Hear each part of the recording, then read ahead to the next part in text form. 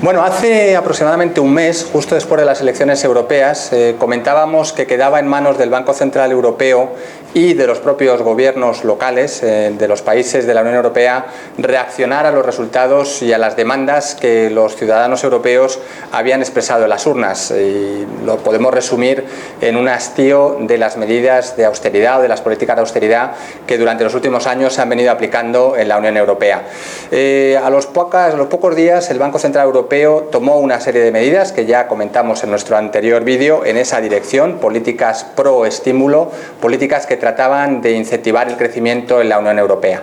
Y hace tan solo unos días en España hemos conocido la reforma fiscal, el anteproyecto de ley de reforma fiscal que supone una modificación significativa de nuestro sistema impositivo, aunque quedan algunas cosas todavía de lado en todo lo que se refiere a la financiación de las autonomías. Pero en lo que hemos conocido y en lo que conocemos hay medidas importantes que son o están destinadas principalmente a estimular el crecimiento económico y a tratar de devolver en cierta medida a los ciudadanos parte de lo que se les ha ido,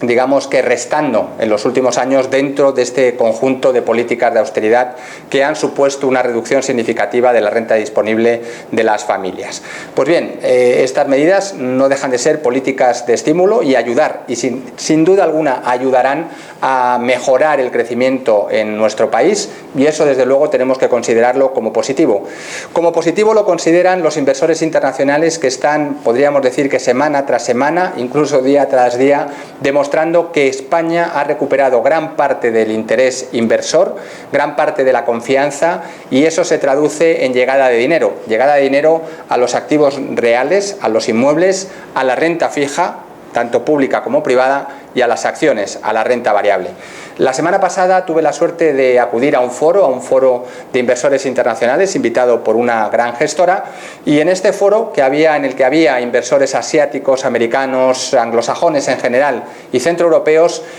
no dejó de sorprenderme el hecho de que el director general de esta misma gestora dijera abiertamente que uno de los países que estaba sorprendiendo gratamente a su gestora y también a los inversores internacionales era España. Por tanto, reiterar lo que venimos diciendo desde hace bastante tiempo, que España es uno de nuestros países favoritos para invertir, no por el hecho de ser españoles, sino porque consideramos que hay todavía valor, y lo sigue habiendo, en la renta variable de manera considerable,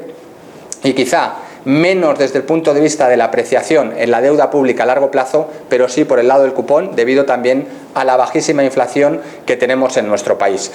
Desde el punto de vista, y por supuesto también en los activos reales, y estamos viendo cómo el interés inversor llega y se transmite o se traslada a vehículos de inversión, canalizando, como digo, dinero internacional hacia los activos reales, hacia los inmuebles. Por tanto, España sigue siendo uno de los países favoritos, de nuestros países favoritos a la hora de canalizar la inversión de nuestros clientes. Por otro lado, hemos conocido datos de crecimiento económico en Estados Unidos,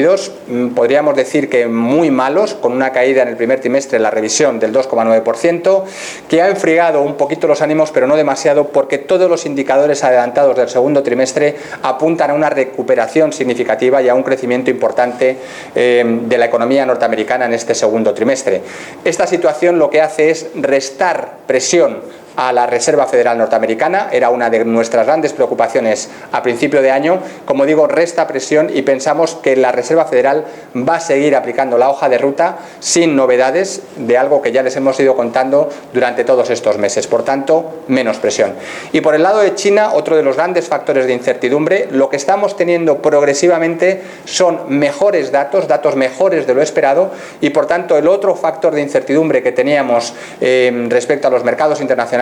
se diluye, y por tanto no es negativo, sino todo lo contrario, un poquito mejor de lo esperado.